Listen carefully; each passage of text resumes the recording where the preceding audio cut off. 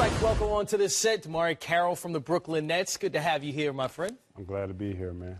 Okay, the reason we have you on the court right now is you're 6'8", 215, very versatile defender. Tell us what it's like defending someone like LeBron James who can do it all. I think defending somebody like LeBron or Steph, I think it all comes down to the pickup point, really. LeBron, you want to be inside the three-point line and be more physical with him. With Steph, you almost want to be at the half court. So I think it depends on the individual, really. How difficult is it to go from defending a wing like LeBron, like you said, to switching out on a guy like Steph Curry? It's definitely different, but in the end, you know, you got to get it done. You got to look in the mirror and you know, got to face reality. And I feel like those two guys are top of our league, but, you know, playing those guys is great competition. DeMarre, for a guy who's focusing on defense the way you have throughout your career, how different is it now trying to guard in this league? You know, when you came in, the floor wasn't stretched to half court. It wasn't stretched as far, you know, beyond the three-point line. How different is that now trying to adjust to that? It's very different.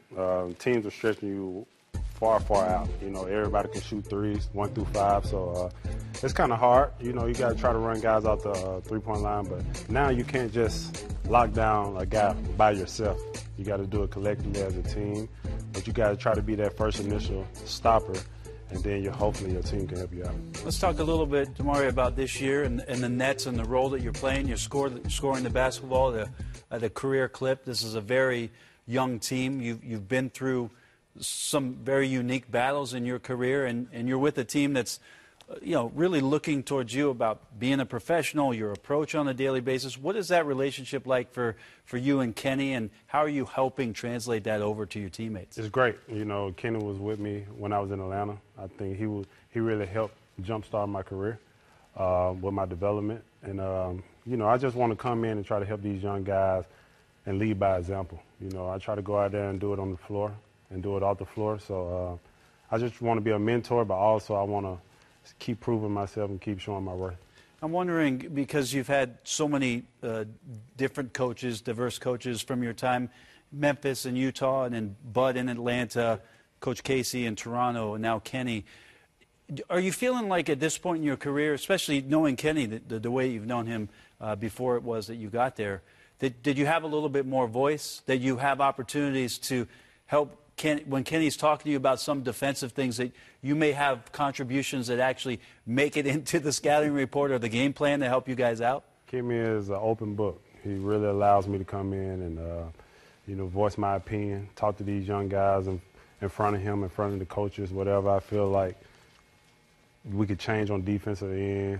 He usually listens and he tries to apply, but Kenny's a great coach. I think that's one of his biggest positives is his communication with his players, and I feel like that goes a long way. Well, probably super comfortable to see a familiar face in you to be able to translate those things over. I'm going to grab a ball, Sekou. Why don't you go up and play the point, because I don't want DeMarre Carroll guarding me. So you play at the point, and if we could just talk two things, DeMarre, about your defensive mindset, okay? The first thing we'll talk about is guarding maybe a non-threat at the three-point line, and what it is that you start to think about in terms... Sorry, Sekou. About the scouting report and then his tendencies and how you're preparing for a player like this. So Sekou's at the back up to the three-point line. I know you can't make it, Sekou. But let's say you're guarding him, DeMarre. Can you just go through what it is that you would start to think about and the technique that you'd use?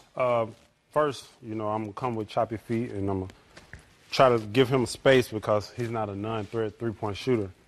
And I want to keep him pushed close to the outside. So short side of the floor? Short side, because if he gets in the middle, everything breaks down. Right. So I want to make him come to me, you know, get a little physical with him. Usually they're going to pass that thing.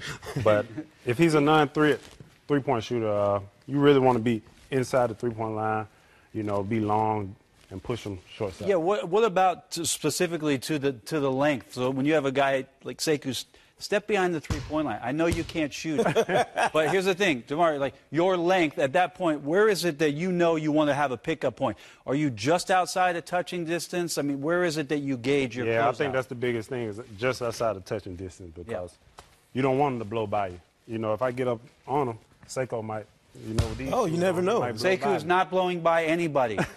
You never know. He might. All When, right, let's when say. are you asking for, Brent, when are you asking for the somebody to come to that next spot on defense? Like, if you're the first line of defense, like you talked about, where is that second line of defense when you're pushing me this way?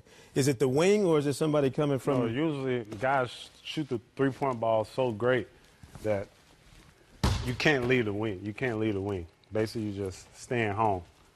Basically, we'll have a mid, have a big man. Once you get in the paint, he going to come show.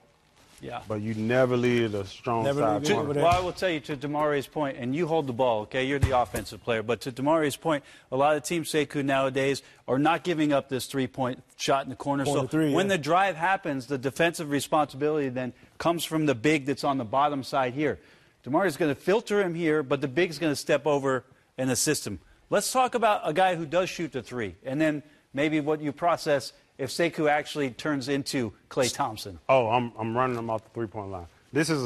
I'm a percentage guy. I'm a number guy. So I feel like this shot is will cost you more in the game than these little two-pointers. So I'm trying to run him off the three-point line. Hopefully he'll force him to like a pull-up, because that's a way low percentage shot than this three-point shot. Good. Look, we're going to come back to line up so we can take a look at your. You sure you don't want me outside the three-point line again? Sekou, you're not a shooter. Thank you.